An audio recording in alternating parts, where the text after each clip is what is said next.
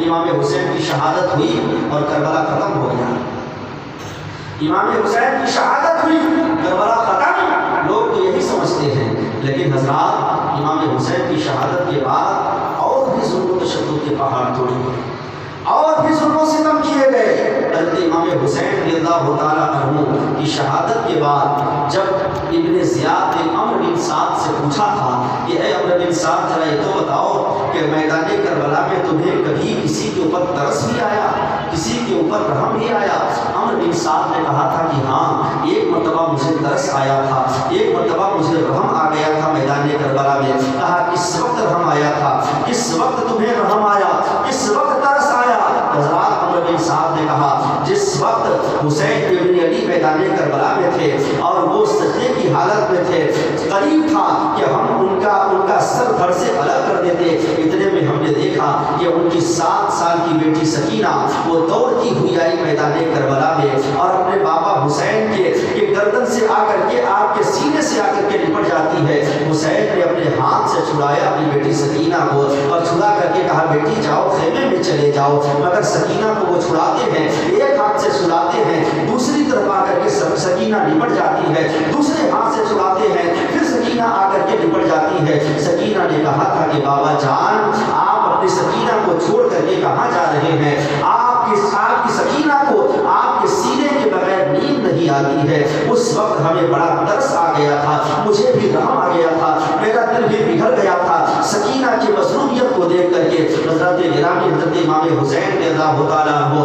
کی شہادت کے بعد حضرت زینب میدان کربلا میں آتی ہیں اور آنے کے بعد آپ نے ایک ٹوٹے ہوئے خنجر کو لے کر کے لاشوں کا پہرا دے رہی ہیں، لاشوں کو پہرا دے رہی ہیں۔ حضرت زینب رضی اللہ تعالیٰ عنہ رات کا پہلا پہر گزر گیا، دوسرا پہر گزر گیا، تیسرا پہر جب آیا ایک سوار کو آپ نے آتے ہوئے دیکھا اپنی طرف۔ حضرت زینب نے کہا کون ہے؟ ٹھہر جاؤ وہیں پر، اگر آگے بڑھے تو ابھی تک زینب نے صبر و استقلال کا مظاہرہ کیا ہے، اب زینب جو ہے بنت علی بن کر کے، علی کی بیٹی بن کر کے لاشوں کو پہرا دے رہی ہے۔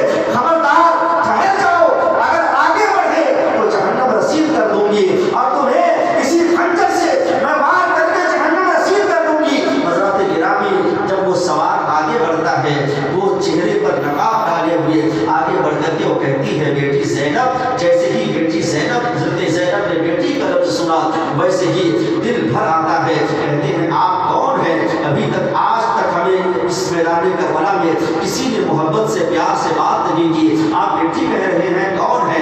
حضرت زینب کے قریب وہ سوال آتے ہیں اور آنے کے بعد انہوں نے کہا بیٹی زینب میدان کربلا میں تمہارے صبر کا امتحان ہے اور صبر کے امتحان کو ہم دیکھ رہے ہیں، ذرا یہ تو بتاؤ کہ حسین کا لاشا کہاں ہے؟ حضرت زینب نے اشارہ کیا حضرت امام حسین کے لاشے کی طرف، کہا وہ دیکھیے جو راقب دوش پیغمبر تھا جس کے لیے نبی اپنے خطبے کو لمبا کرتے تھے، اس حسین کا بدن جو ہے بے گورو کفن پڑا ہوا ہے، اس کا لاشا بے گورو کفن پڑا ہوا ہے۔ حضرت زینب نے تمام لاشوں کی شناخت کرائی، اپنے بچوں کو بھی دکھایا، حضرت اولو محمد کو دکھایا، حضرت علی اکبر کے لاشے کو دکھایا، حضرت عباس کے کٹے ہوئے بازوؤں کو دکھایا۔ اس کے بعد جب وہ سوار جانے لگا تو اس وقت حضرت زینب نے کہا کہ سوار ذرا یہ تو بتائیے آپ ہیں کون؟ آپ آ کر کے یہاں لے کر کے جا رہے ہیں؟ تو پھر وہ سوار واپس آتے ہیں اور آنے کے بعد انہوں نے کہا بیٹی زینب میں تمہارا نانا ہوں، میں محمد رسول اللہ صلی اللہ تعالیٰ علیہ وسلم میں تمہارا نانا ہوں، اور یہاں پر میدان کربلا میں تمہارے والد محترم علی بھی حاضر ہیں، تمہاری ماں فاطمہ بھی حاضر ہیں، اور یہاں پر حضرت آدم سے لے کر کے عیسیٰ تک تمام پیغمبر تمہارے صبر کو کیا ملاحظہ کر رہے ہیں، اس کو مشاہدہ کر رہے ہیں، یہ دیکھ رہے ہیں۔ حضرت زینب رضی اللہ تعالیٰ عنہ آپ لاشوں کو پہرا دے رہی ہیں۔ حضرات بڑا دردناک واقعہ ہے، صبح جب ہوتی ہے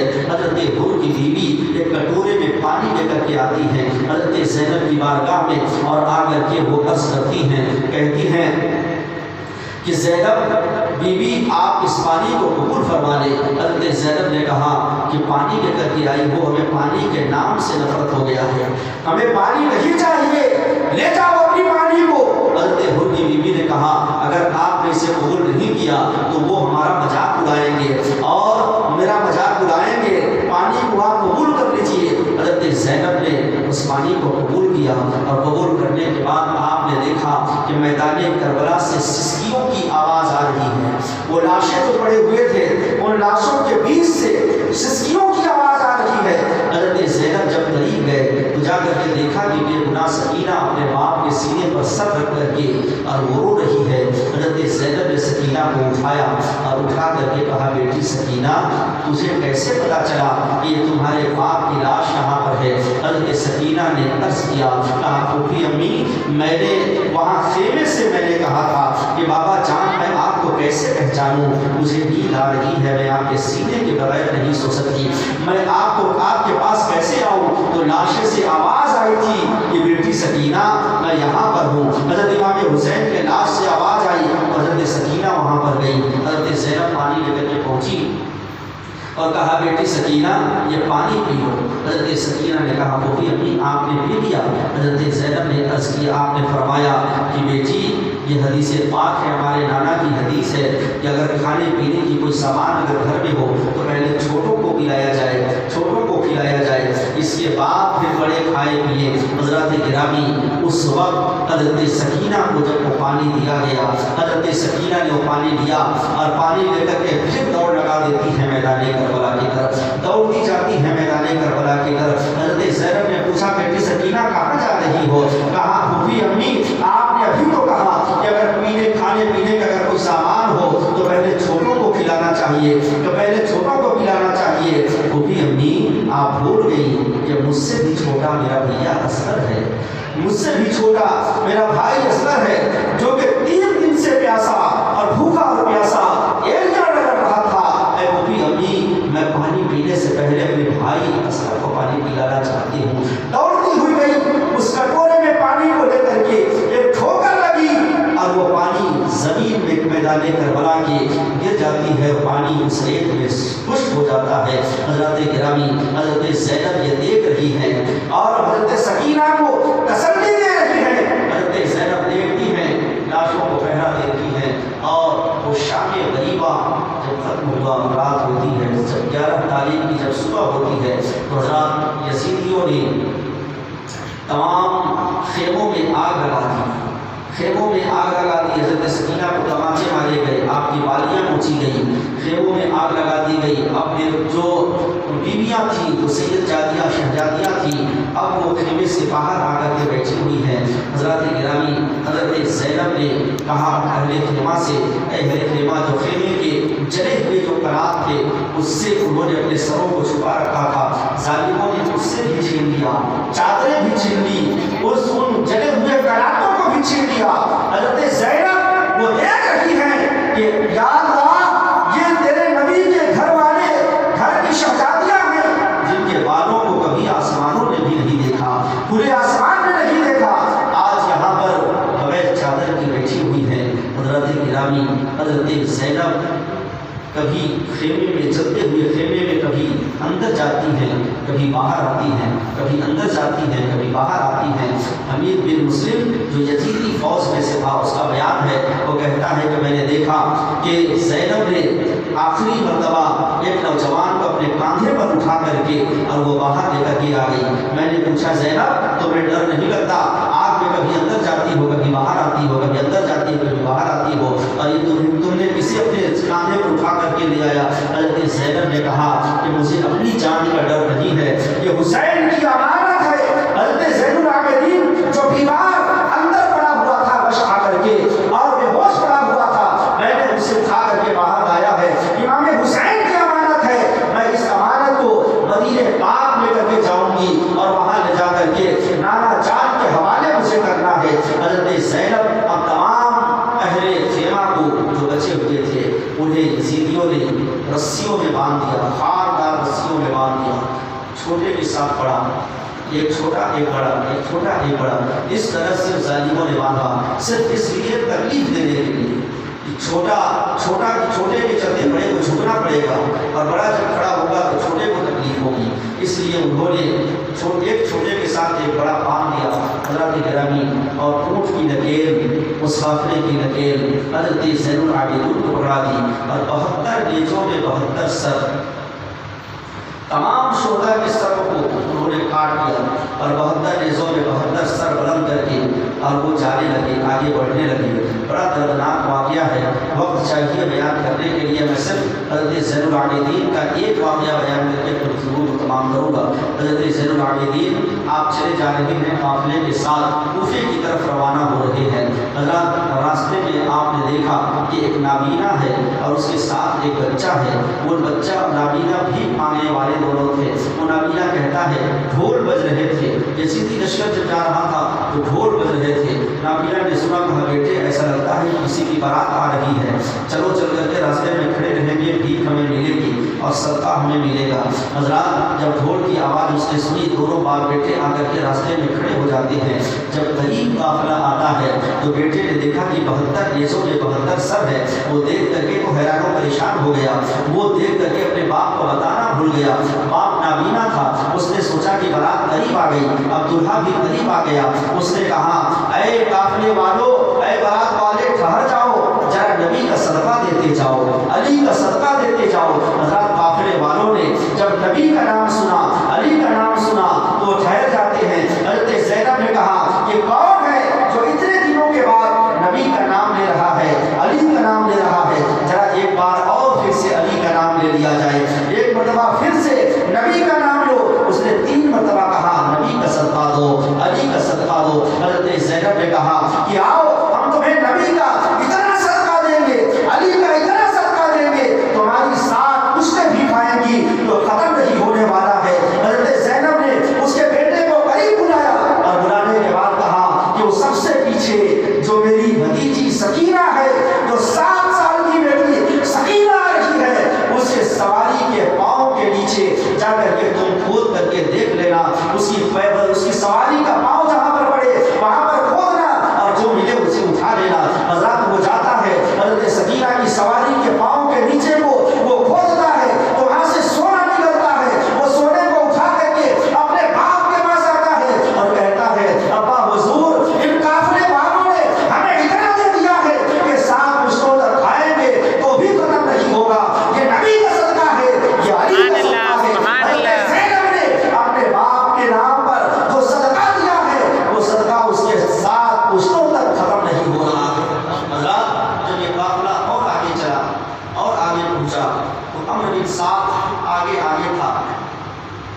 एक जगह जंगल से जब इस काफिले का गुजर होने लगा, ये बूढ़ी सी औरत कुछ सोने रख करके, जेवरात रख करके और वो इंतजार कर रही थी जंगल में। अम्र बिन साद से उसने कहा, बूढ़ी औरत ने कहा है काफिले वालों रुक ठहर जाओ। काफिला रुक गया। बूढ़ी ने कहा, अम्र बिन साद से कहा कि क्या तू हकीम है? मेरा एक बेटा बीमार है और वो मर्ज़ुल मौत में है, यानी आखिरी वक्त उसका है, मर्ज़ुल मौत में है, क्या तू हकीम है? मेरे बेटे का इलाज कर सकता है? अम्र बिन साद ने कहा मैं तो हकीम नहीं हूँ। उसने मजाकिया लहजे में मजाक उड़ाने के लिए हज़रत ज़ैनुल आबिदीन की तरफ रुक करके इशारा करके कहा कि मैं तो हकीम नहीं हूँ, मगर ये जो आ रहा है सामने ये हकीम है, ये हकीम है। उसने मजाक उड़ाने के लिए कहा। वो औरत दौड़ती हो गई और जाने के बाद हज़रत ज़ैनुल आबिदीन से पूछा क्या आप हकीम हैं? हज़रत ज़ैनुल आबिदीन ने जवाब दिया कि हाँ मैं हकीम हूँ, मेरा बाप भी हकीम है, मेरा दादा भी हकीम है और मेरा नाना भी हकीम है, हमारा पूरा खानदान हकीम है। अम्र बिन साद ने मजाक उड़ाने के लिए कहा था, मगर हज़रत ज़ैनुल आबिदीन ने कहा हमारा पूरा खानदान हकीम है, बताओ इलाज क्या कराना है? हज़रत बूढ़ी ने कहा कि मेरा एक ही बेटा है, मेरी 7 बेटियां हैं और एक बेटा है और वो बेटा मेरा मर्ज़ुल मौत में मुब्तला है। मेरी 7 बेटियों ने अपने तमाम ज़ेवरात उतार करके दे दिए और 7 बेटियों ने कहा कि अम्मा ये ज़ेवरात लेकर के आप जाइए, कोई हकीम ऐसा लेकर के आइए जो हमारे भाई को शिफा पहुंचा दे, उसका इलाज कर दे। मैं यहाँ आई थी तो उसने जो सामने है अम्र बिन साद की तरफ उसने इशारा किया, उसने कहा कि यही हकीम है। हज़रत ज़ैनुल आबिदीन ने कहा कि मैं तुम्हारे बेटे का इलाज कर सकता हूँ, मगर हम कैदी हैं और इस कैद उनके कैदी हैं। अम्र बिन साद को कहा कि उससे जाकर के इजाज़त ले लो, अगर वो इजाज़त दे दे तो मैं तुम्हारे बेटे का इलाज कर सकता हूँ। हज़रत अम्र बिन साद ने कहा کہ وہ سارا سونا ہمیں چاہیے تو ہم اجازت دیں گے. وہ سارا سونا لے لیا اور اجازت دے دیا حضرت زین العابدین کو. وہ اجازت دیتا ہے, حضرت زین العابدین آگے بڑھتے ہیں اور حضرات عمرو بن سعد نے حضرت زین العابدین کو پھر کہا, مذاق اڑاتے ہوئے کہا کہ اگر تم حکیم ہو, اگر تم علاج کرتے ہو تو اپنا علاج کیوں نہیں کرتے؟ اب اس طرح سے قیدی بنے ہوئے ہو, اپنا علاج کیوں نہیں کرتے؟ اپنی قید سے چھٹکارا حاصل کیوں نہیں کرتے؟ حضرت زین العابدین نے کہا گستاخ سن, اگر یہ رب کی رضا میں ہوتی تو اگر ہم چاہتے تو ساری دنیا میں امام حسین اور حسین کے گھر والوں کا ابھی سے ڈنکا بجنے لگتا, ابھی سے ڈنکا بجنے لگتا. حضرت گرامی حضرت زین العابدین نے نگاہ اٹھائی اور اپنے بیٹیوں کی طرف دیکھا, اپنے ہتھیلیوں کی طرف دیکھا اور کہا الحمدللہ. جیسے ہی کہا وہ بیڑیاں کٹ گئی, وہ تمام ہتھیلی کٹ گئے. عمرو بن سعد دیکھ کر کے حیران و پریشان ہے. اب حضرت زین العابدین آگے بڑھے, اس بیوی کے ساتھ, اس خاتون کے ساتھ جانے لگے. جب اس کے دروازے پر پہنچے, ایک بیٹی دروازے پر کھڑی تھی. اس نے کہا امی اب حکیم لانے سے کوئی فائدہ نہیں, اب حکیم لانے میں آپ نے دیر کر دی, اب حکیم لانے سے کوئی فائدہ نہیں. کہا کیا ہوا؟ کہا بھائی جو ہے دنیا سے چلا گیا, اس کی روح کب سے اتھری سے پرواز کر گئی, اس کا انتقال ہو گیا. حضرات اس خاتون نے کہا اے بے گناہ قیدی تو واپس چلا جا, اب تمہاری ضرورت نہیں ہے, اب کس کا علاج کرے گا؟ اب بیٹا مر گیا, بیٹا دنیا سے چلا گیا. حضرت زین العابدین نے کہا امی اتنا دور میں آیا ہوں, کیا اپنے گھر میں آنے کی اجازت نہیں ہوگی؟ کہا ٹھیک ہے تم اندر آ سکتے ہو. حضرت زین العابدین نے کہا کہ تمہارا بیٹا کہاں پر پڑا ہوا ہے, چلا چل کر کے ہم بھی تو دیکھیں.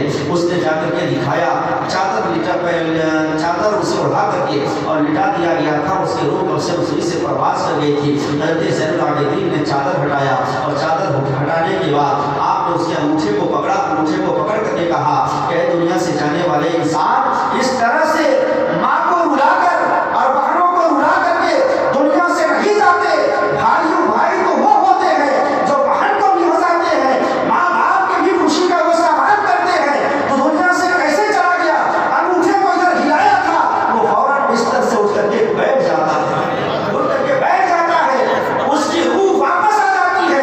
حضرت گرامی اب وہ خاتون کہتی ہے بے گناہ قیدی, ایک بات سمجھ میں نہیں آ رہی ہے, تم نے میرے بیٹے کو زندہ کر دیا, تم نے میرے بیٹے کو زندہ کر دیا. حضرت زین العابدین نے کہا کہ سونا کتنا دیا تھا وہاں؟ کہا 7 بیٹیوں کا زیور جو ہے میں نے لے جا کر کے عمرو بن سعد کو دیا ہے. حضرت زین العابدین نے کہا کہ جاؤ چادر میں مٹی اٹھا کر کے لاؤ. وہ خاتون مٹی اٹھا کر کے لائی. حضرت زین العابدین نے سورہ فاتحہ پڑھ کر کے دم فرما دیا, سارا مٹی سونا ہو گیا, سارا مٹی سونا ہو گیا. خاتون کہتی ہے بے گناہ قیدی بات سمجھ میں نہیں آ رہا کہ تم نے تو میرے بیٹے کو زندہ کر دیا, مگر تم اپنے جو 72 نیزوں میں 72 سر ہیں انہیں تم زندہ کیوں نہیں کرتے؟ انہیں اپنے باپ کو زندہ کیوں نہیں کرتے, اپنے بھائی کو زندہ کیوں نہیں کرتے؟ جو 72 نیزوں میں 72 سر ہیں انہیں زندہ کیوں نہیں کرتے؟ حضرت زین العابدین نے کہا کہ سنو, اس کا جواب تو تمہیں وہی ملے گا, یہاں اس کا جواب میں نہیں دے سکتا, قافلے میں چلو, وہیں چل کر کے اس کا جواب تمہیں ملے گا. حضرات وہ اس خاتون کو لے کر کے حضرت زین العابدین قافلے کے پاس آتے ہیں اور آنے کے بعد اس خاتون سے کہا کہ دیکھو ان 72 نیزوں میں جو 72 سر ہیں انہیں غور سے دیکھو اور ان کا مشاہدہ کرو. حضرت زین العابدین قریب جاتے ہیں, حضرت امام پاک کے سر مبارک کے قریب جاتے ہیں اور قریب جا کر کے آپ نے کہا کہ بابا جان آپ ذرا مجھے وہ قرآن تو سنائیے جو راستے بھر آپ مجھے سناتے آئے ہیں, ذرا قرآن مقدس پڑھ کر کے سنائیے. حضرت زین العابدین نے حضرت سجاد, امام سجاد نے جیسے ہی کہا, حضرت امام حسین کے لمحائے مبارک کھلنے لگے اور آیت کریمہ الرحمن علم القرآن خلق الانسان علمہ البیان الشمس والقمر بحسبان والنجم والشجر یسجدان. سورہ رحمان کی تلاوت حضرت امام حسین کے لمحائے مبارک سے ہونے لگے اور وہ خاتون بھی سن رہی ہے. حضرت زین العابدین نے کہا اے خاتون سن, جو مر جاتے ہیں انہیں زندہ کیا جاتا ہے اور جو زندہ ہوتے ہیں انہیں دوبارہ زندہ نہیں کیا جاتا, جو زندہ ہوتے ہیں انہیں دوبارہ زندہ نہیں کیا جاتا. میرے